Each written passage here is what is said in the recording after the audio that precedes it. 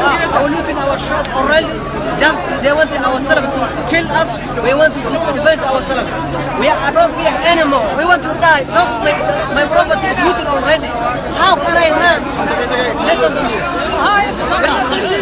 I defend myself. Already my looting my property. The government already not protecting me. Only I try to protect until when I die. I protect myself. Already my property gone. Just I want to die all myself. Thank you. Where are you from, sir? Yeah, from Somalia, my friend. Yeah. But you know, I am not start violence. These people already losing all locations of our property. And only stay this location, some ladies, some children live here. Just I wanted to die here, I never live. Thank you. I'm going to give you a hug. Thank you so much. All right. Which is the office? Easy.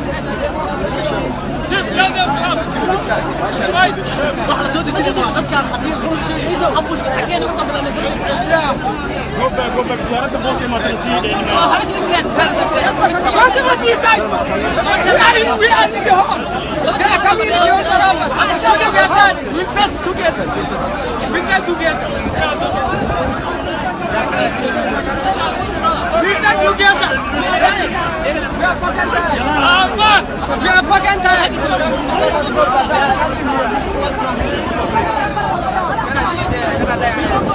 This is the horrible situation.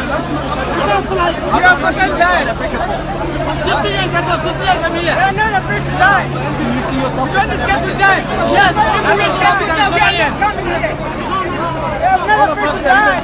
We don't know what to question. We come here, so our last chance. We don't go anywhere. We're going to die here. They don't want to wait. We'll die together. We don't escape.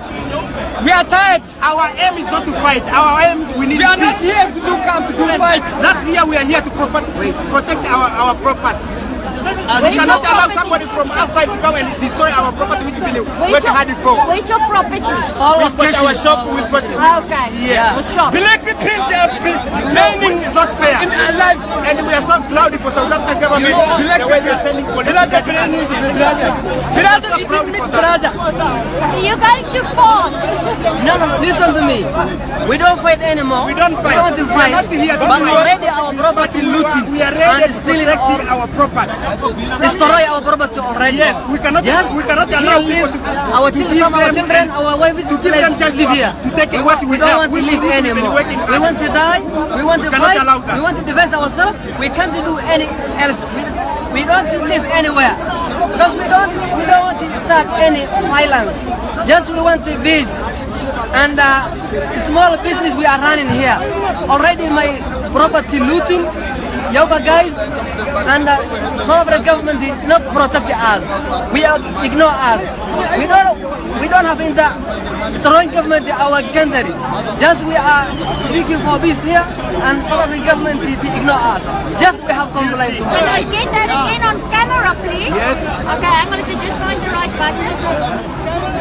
Okay. Why are you standing here, guys? We standing to our defense, our self-defense, our children, our home. We ran away for location. Now they come in our houses. So what do we want to do?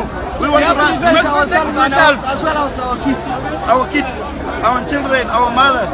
Here, we are Africa. Why they make like If you don't make peace, otherwise we'll die together.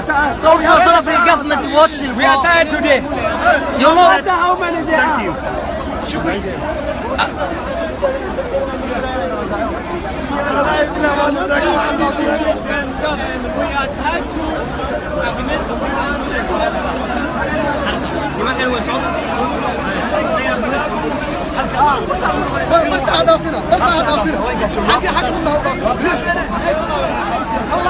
You have to be here.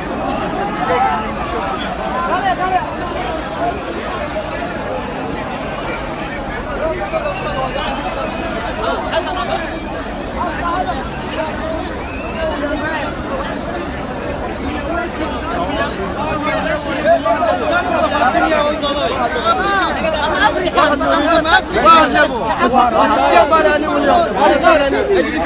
Free Palestine warrior. Free Palestine warrior. Free Palestine warrior.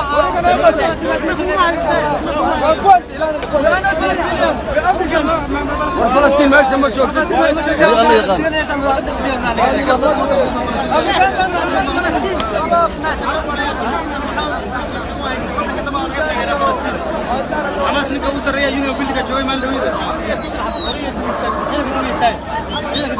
طول علينا علينا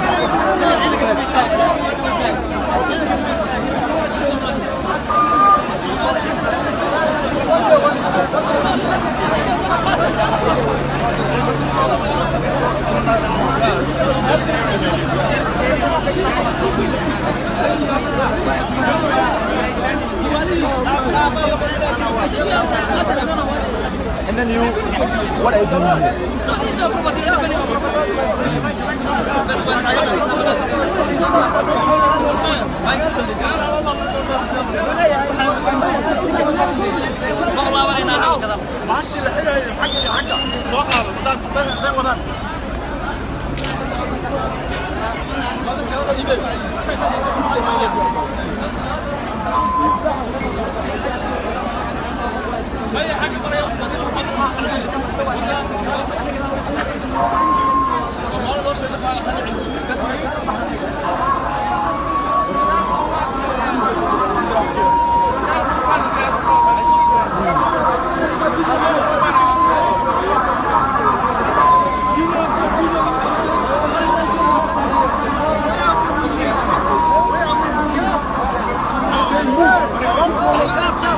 They go which direction?